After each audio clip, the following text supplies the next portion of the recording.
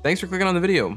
The most recent patch was full of actually impactful changes. Two of the big things we're going to talk about today is of course the grenade launcher and rocket changes. Both weapon types received damage and reserve ammo buffs, which has given us some questions that we need to answer. Namely, what does this all mean for boss damage and our DPS loadouts? Well, we're going to tackle some of that today, but I should preface that for DPS specifically, so quick damage, not much has changed. The damage increases were not really enough to shake up the meta, but some big stuff has happened with total damage, and that does actually matter, especially for day one raids. And I don't know about you guys, but I essentially play this game just to get ready for the next new raid. So with that said, in our current activities where DPS often matters more than total damage, you can still use that Apex Predator. But if you're looking to be prepared for another crazy damage check in the final shape raid, you might want to see these numbers. Also, there are timestamps below if you don't care about the process and just want to see the numbers. But if you do just skip ahead,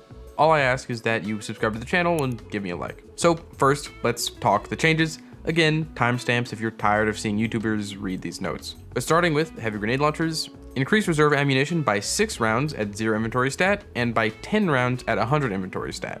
They reduced spike grenades impact damage buff from 50% to 12.5%. With the below changes, this reduces the total spike grenades damage buff from about 8% to 3%, making them less mandatory. They increased the direct hit impact damage by 10% and increased the detonation damage by 5%. So this all boils down to a slight damage increase and a reserve increase. The reserve increase is what's going to affect the outcome of this video the most, and while it varies for weapon to weapon, a good example is that for Cataphract, arguably the best 120 RPM GL, it went from 19 at max reserves to 29 at max reserves. Its damage was already pretty good, but the real question is, can anything even compete with 29 shots of a bait and switch GL? Well, we're gonna find out in just a moment. The next and last note we should read is for the rocket changes.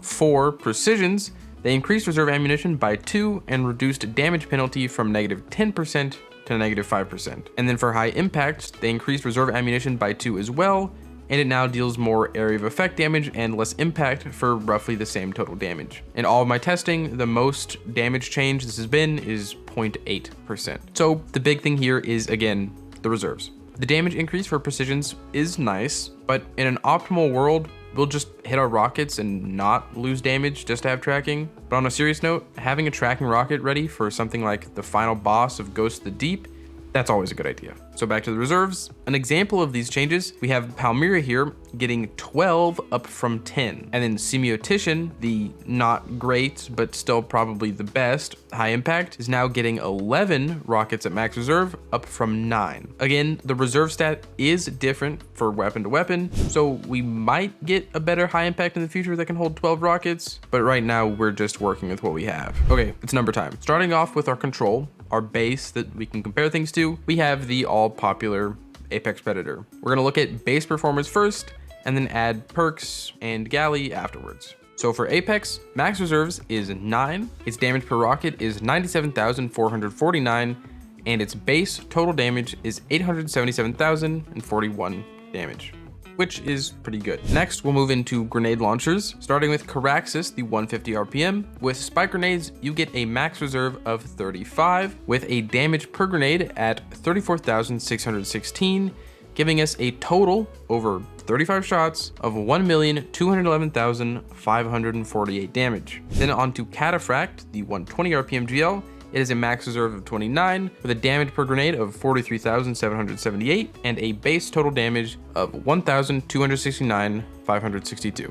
And then on to rockets, we have Semiotician here, the high impact, with a max reserve of 11, damage per rocket being 88,621, and its base total damage being 974,831. And then lastly, for our base comparisons, we have Palmyra, the precision rocket, with a reserve of 12, a damage per rocket at 84,161, and a base total damage of 1,009,932. So we're actually crossing the 1 million threshold with a rocket. So here you can see where everything stacks up at base. Apex is at the bottom due to those low reserves, and the massive reserve buff that Deal's got has put them firmly in the lead. Now, again, this is just base performance. I want to stress that. When we start factoring in damage perks and even Wolfpack rounds, it's bound to shift. So let's look at that. Starting again with Apex, we have the bait and switch roll, giving us a total damage of 1,081,686. That's with 2 rockets not having the 30% buff. Then onto grenade launchers again. We have Caraxes here with surrounded on all 35 shots, giving us a total damage of 1,780,975, which is a lot. Then onto Cataphract with a bait and switch roll. I don't actually have it. What you're seeing is Wendigo in the background, but the damage is still the same. I calculated it out. The bait and switch roll gives us a total damage of 1,650,430. And then onto our other rockets, which have explosive light. Semiotician gives us a total damage of 1,129,391. And then Palmyra, also with explosive light, gives us a total damage of 1,156,148. Again, grenade launchers just dominate total damage, especially if you can get surrounded to proc on Caraxes. Granted, even with that, Cataphract is pretty close for having bait and switch, which is a much easier perk to activate that you can guarantee anywhere. You don't have to rely on enemies walking up on you. But then at the bottom of the list, all the rockets are pretty much equal, with Apex almost catching up due to precision and high impact rockets only having explosive light as their best perk. But the last thing we need to look at is Wolfpack rounds. Quickly adding that to each rocket, of course being mindful that explosive light doesn't buff Wolfpacks. Starting with Semiotician this time, having Wolfpacks on every single shot gives us a total of 1,404,039. And then on to Palmyra the Precision with Wolfpacks gives a total of 1,455,764. And then lastly, we have Apex Predator with good old bait and switch, of course buffing the Wolfpack rounds, which now has a total of 1,361,670. So the rankings don't change, but these rockets are very close to each other. And at the end of the day, if you're trying to maximize DPS and reserves with a rocket launcher, Apex and Cold Comfort are barely going to lose out on total damage while remaining much higher where DPS is concerned. So looking at this list, and outside of still using Apex Predator until a high impact can roll bait and switch and have 12 rockets, what's the takeaway? What have we learned? Well, hopefully it's that Cataphract is absolutely worth getting. Its total damage is fantastic, it has considerable DPS, and it's very unlikely GLs will be nerfed going into the final shape. That's also where I wouldn't bet on rockets entering that raid as powerful as they are now. Granted, total damage here and this list isn't the whole picture. With rockets, you have much more flexibility to add in an extra weapon or abilities for damage, making them a bit more versatile. Hopefully you can just take these lists and make your own informed opinions with what you've learned here, and either get out there and farm for what you need or be prepared to jump on new weapons whenever we get them.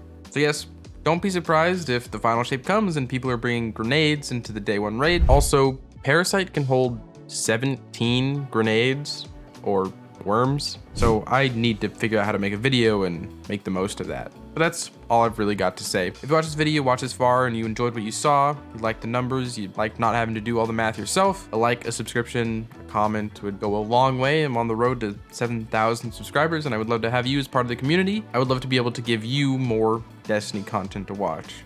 Also, if you want to support me and support the channel, but you can't think of a comment down below, grenade launcher. And with that, as usual, I hope you are having a great day, and I hope to see you around.